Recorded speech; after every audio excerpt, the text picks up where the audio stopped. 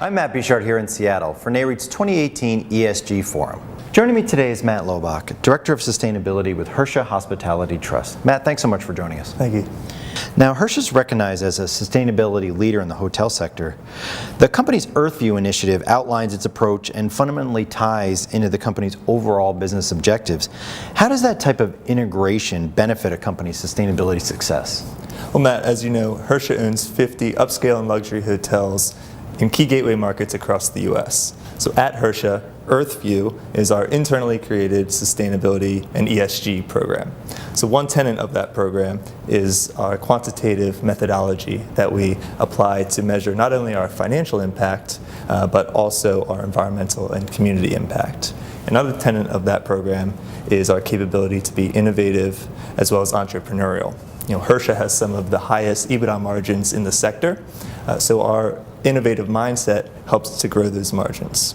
Additionally, after payroll, utilities are the highest controllable operating expense at our hotels. So many of our sustainability initiatives are focused on driving results through reductions in energy, water, and waste. For example, guest room energy management systems installed in our hotel rooms can help reduce heating and cooling costs in our guest rooms by 25 to 30%.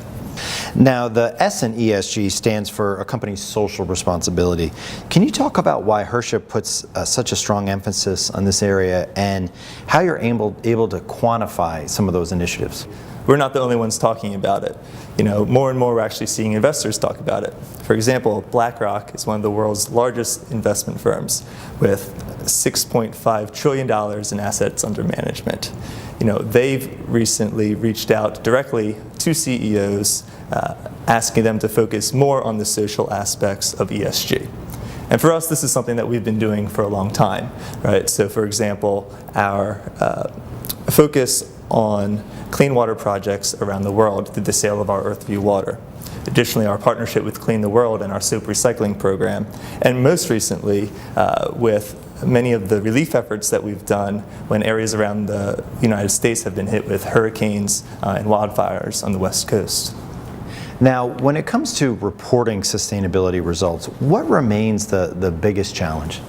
Yeah, I think the biggest challenge is ensuring that our data is getting to our stakeholders, which could include investors, you know, third-party rating agencies, guests, you know, partner organizations. You know, for us, it's really about understanding this evolving field in sustainability and making sure that we understand what our stakeholders are looking for, what frameworks they're using, and also balancing how much time we're spending on reporting with continuing to be leaders in the field and continuing to make progress. Now, as you keep an eye on sort of the next wave of innovations and technologies tied to ESG, what do you think is going to be sort of that next step that moves the needle? Yeah, a few things come to mind. So first off, I think we're going to continue to see growth in renewable energy. According to the Energy Information Administration, 50% of all new large-scale electricity generation in 2017 was from renewable sources. At the same time, we're seeing a decrease in the cost of renewable energy, specifically solar, by 50% since 2010. So I think we're going to continue to see renewable energy grow, even coupled with battery storage technology. And I think we're going to see that integrated into the grid as well as on-site installations. Secondly, I think we're going to see an increase in data technology, and what I mean by that is real-time data monitoring of building systems as well as fault detection.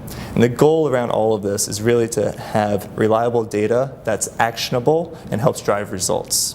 And thirdly, I think we're going to see an increase in electric vehicles and electric vehicle charging stations. Currently, there are 2 million electric vehicles on the road worldwide. You know, that number is projected to increase to 9 million by the year 2020. Great. Matt, thank you so much for joining us. Thank you. For more on ESG related topics, be sure to visit Nareit's website, REIT.com.